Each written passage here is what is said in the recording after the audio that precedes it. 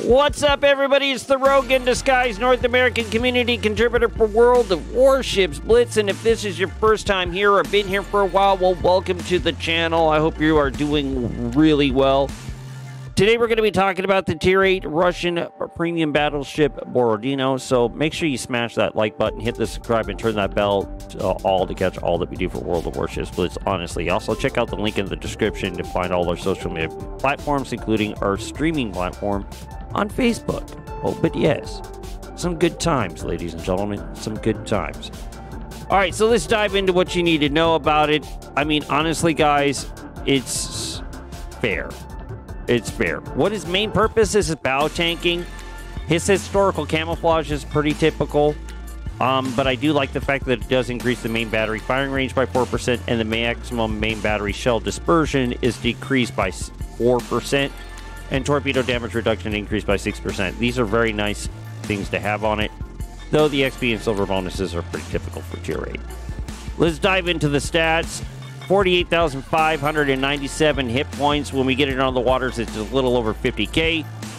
Citadel protection at 12.5%. Fire and flooding resistance at 20%. Damage reduction at 15%. Torpedo damage reduction at 15.90%, which is actually pretty good, considering like American BBs are about 15%, 16, 17, 18%. It's right up there. It's right up there. It's not like it's a Roma with almost 40%. It's like ridiculous. However, its speed is pretty good, but it does take a while to get up to full speed of almost 16 seconds. When we got it out on the waters, we got it up to a little over 32.5 knots. And the time to turn is just disgustingly slow. Almost a little over 13 seconds to make a turn, and it felt sluggish. Even when I tried it with double rudder, it wasn't even that great. Main battery, I have to say, is pretty good for a bow tanker, though I do wish it had 2 additional guns like the Richelieu, which had 4 guns in each turret, but this one has 3 on each turret. And yeah, I wish it was a 3x3 or 2x4. Honestly, it would make it a lot better boat. But actually, surprisingly, it's actually pretty good with the maximum range of 14.69 kilometers. 14% chance to signal fire is really good. So it does make it for a fire boat if you want to just long range HE cells at battleships and just cause fire havoc. You're able to. When they get a little bit closer, you do have that excellent main battery armor piercing damage of just 2,065 for each shell hitting them times 6. It puts it at over 12,000 damage per salvo if you can make them all connect.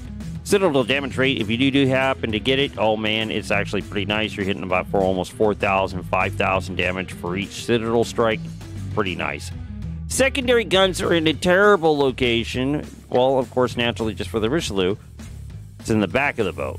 So the only real way to optimize on these guns is if the boat is chasing you, honestly, because you only got 480 millimeter secondary guns, unless you turn yourself one way or another to actually utilize them a little bit, because the primaries are in the front and the secondaries are in the back, so you have to take in consideration of that. Of course, naturally, it being a a premium ship, you only got to get 2 battle honor missions, which honestly it should be like 3 or 4. I'm paying for a ship or doing something with this ship. I should get a little bit more, honestly. As far as the ship skills are concerned, you're going to get Precise Aiming System number 2, Radar number 3, and Air Defense Alert 1, and an additional damage control kit, which is super nice. Let's talk about the anti-aircraft armament for just a second here. Large caliber AE damage of 47 at 4.20 kilometers, small caliber AE damage of 312, small caliber AA range of 210. Which is really nice. So here's where I'm at with it. It's really terrible large caliber AE damage, but it reaches out real far. So you're going to be taking damage at them at a real long distance, but you're not really going to be doing a whole hell of a lot until they get really close. So almost 2.10 kilometers. And then your secondary small caliber AE damage kicks in, and it's not that great. Your surface detection, yeah, good luck with that. 11 kilometers.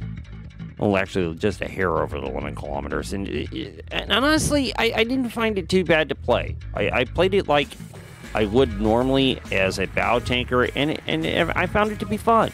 I did a lot of damage on it. I was doing like 70, 80, 90k damage battles very easily. And honestly, does it replace the Richelieu? I think it does. It really does, because it has Radar 3. Which is a terrible thing. I love the Richelieu. But I think this one is just a tad bit superior because of all its abilities. Granted, the anti-aircraft armament on the Richelieu is terrible as well. This one's anti-aircraft armament isn't that great. But this one has precise aiming and radar and air defense alert. Richelieu, engine accelerator. That's about it. And besides the, the health packs and the damage control kits. But, it's a Richelieu. One of the first bow tankers in the game, probably one of the strongest bow tankers in the game. But honestly, I think this one just pushes it out just a little bit, because Richelieu has 381mm main guns. This one has 406. Richelieu has 2 more guns. This one has 6 guns. So, it's up to you. Which one is better? Is this one better? The Borodino versus the Richelieu? I don't know, guys. That's completely up to you guys to what you want to think. But I think it's pretty cool. So if you guys like this video, make sure you smash the like button, hit the subscribe, and turn that bell to all to catch all that we do for World of Warships Blitz. But yes, check out the link in the description for all our social media platforms that we produce content on. But yes, until the next video, guys, have a great weekend. Be well. But yes.